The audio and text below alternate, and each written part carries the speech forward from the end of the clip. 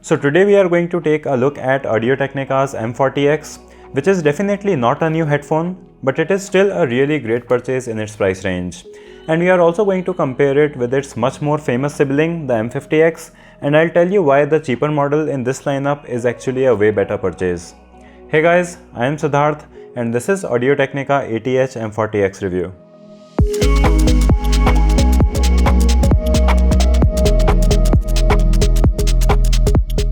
So starting with the aesthetics, I think that its design has become quite well known because of the M50X. It looks pretty decent even after years of its release, and it also differentiates itself with slightly different ring size on its ear cup, which actually looks great, and the outer shell of the ear cups is also smaller than the M50X's shell because it actually has a smaller driver than the M50X at 40mm instead of 45mm, which might make you think that the M50X will sound better, but bigger is definitely not better in this case. The overall construction is very good. This is a headphone that you don't need to handle carefully, as even though it is mostly made of plastic, it feels very well built. One area where the M40X is worse than M50X is with its hinge mechanism that only offers a 90-degree rotation compared to the 180-degree on the M50X. This not only makes it a little more difficult to put around your neck when you don't want them on your head, but the hinge also doesn't feel as strong as the M50X, and I feel that it may break more easily, and it also doesn't look as good. The headphone does fold inside like the M50X, so you can carry it around in the pleather bag that you get with it. So I bought this after 3 years of buying the M50X, so I know that the pleather headband will start to look terrible after a few years, and the ear cups also don't endure more than a year of use, so this isn't a headphone that stands well against your body oils. But this doesn't affect its functionality, so I don't consider it to be a big problem. Now I don't know if they made the ear cups on the M series worse with time, but the ear pads on M40X also feel harder than M50X, which means that they aren't that comfortable. Speaking of comfort, it is kind of okay on the M40X. As a person with big ears, I have never really liked the ear cup size on the M series headphones. It's just too small for me. And it's also not very deep, which becomes a problem after using this for a few months as the ear pads get compressed. But these are significantly lighter than the M50X, so that does make them more comfortable on my head. But I definitely won't enjoy wearing these for more than an hour or two at most. But if you have smaller ears like 6 cm or shorter in length, then I think that you will find the comfort to be good on these headphones. Now while with the M50X, you get 3 removable cables, which includes a short cable. You don't get that with the M40X as it only comes with 2 cables.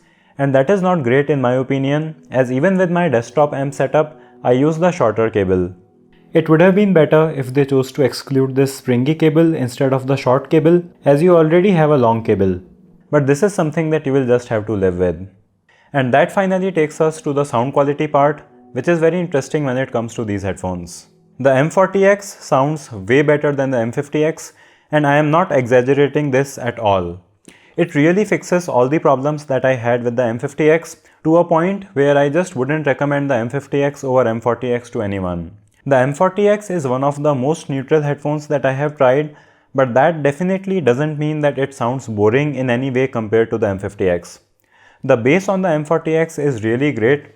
It is balanced, but it has a very nice speed, so you get a much nicer presentation of bass compared to the M50X.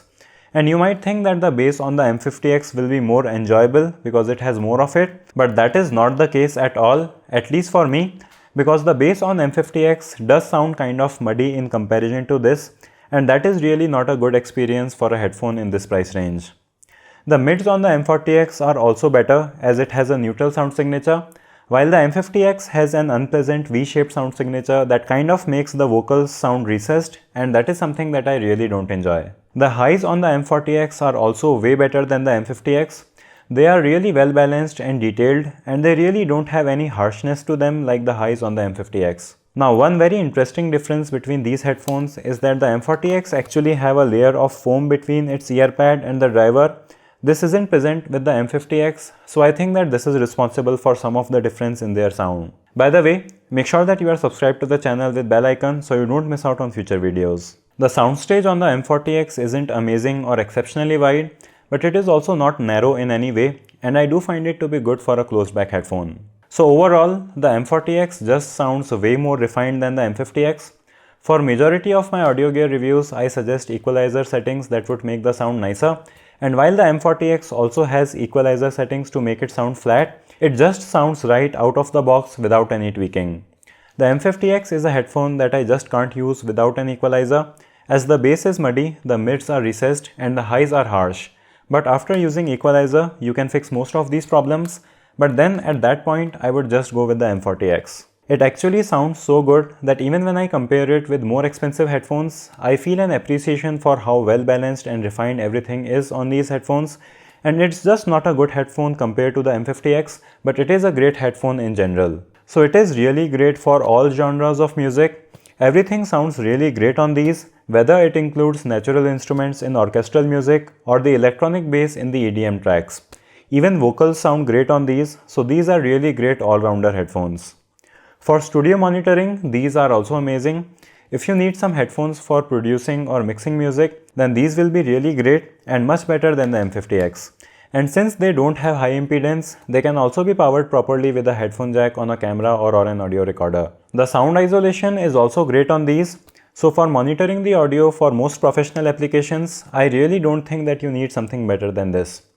So for the price of around 7,000 rupees or $100, I really don't think that there are many headphones that I would recommend over these. Unlike the overhyped reviews on the M50X, the M40X really do offer an outstanding value for money, and I think that everyone who buys this will be extremely happy with their purchase. The fact that this is actually cheaper than the M50X just makes the M50X an even more ridiculous purchase.